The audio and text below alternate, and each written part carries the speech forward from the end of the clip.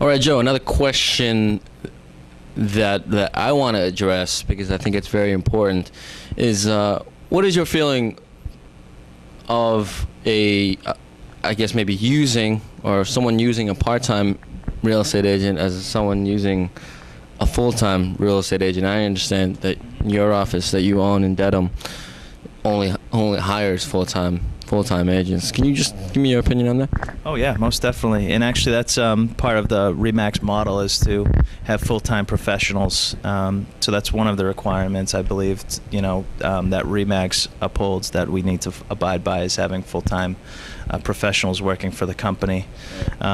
Oftentimes consumers can call into a local real estate office or a franchise office, and they may find whoever's picking up the phone is an agent that's been sitting there almost doing a secretary's duty, waiting for the phone to ring, waiting for that person to call that they can convert into a transaction. Whereas in the RE/MAX model, we have a full-time administrator that handles and directs all the calls to the appropriate people, so that everybody is getting the proper information about properties, and getting a full-time real estate agent that's going to give them one that has all the information about the specific property they're interested in. What's the downfalls of using a part-time agent? I guess if you're considering hiring somebody to market your home. And I guess I have to say that because obviously there are people who maybe you only do 1 or 2 deals a year. Might be your cousin's roommate, or your uncle. Sure. that does it on the side. I mean, what's the downfalls of having that? Yeah, I mean, I think people discover that. Oftentimes they discover that after they've gone through 3 or 6 or 9, sometimes 9 months with a part-time person. They may never ask them up front, is this what you do for a living? Is this your full-time career?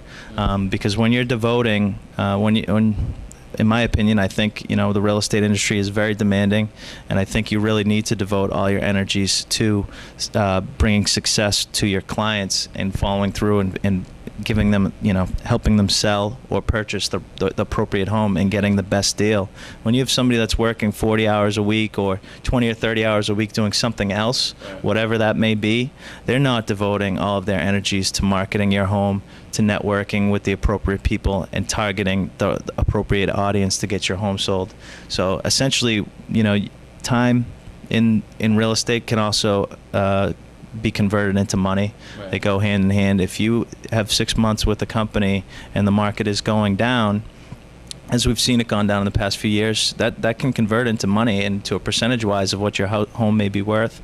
So, I mean, if you're using a part-time agent, you may not be getting 100%, and you may not find that you're on the successful end of a transaction. After that time has passed, you may end up not getting your home sold. I've seen that more and more recently, where somebody's calling me after the fact saying, it's been on for 6 months, or, right. These people weren't able to sell my house for me. What's going on? Right, sometimes they're part-time agents.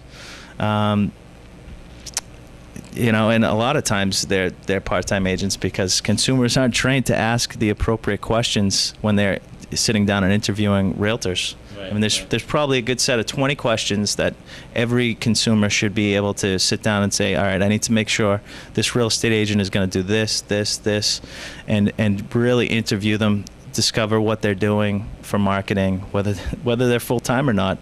That would be the very first question I ask. Is this what you do for a living? Or do you have is there something else that's going to be taking up a portion of your time? Because when you hire somebody, you want to make sure all of their energy is going into bringing you a successful sale, or bringing you to the right house.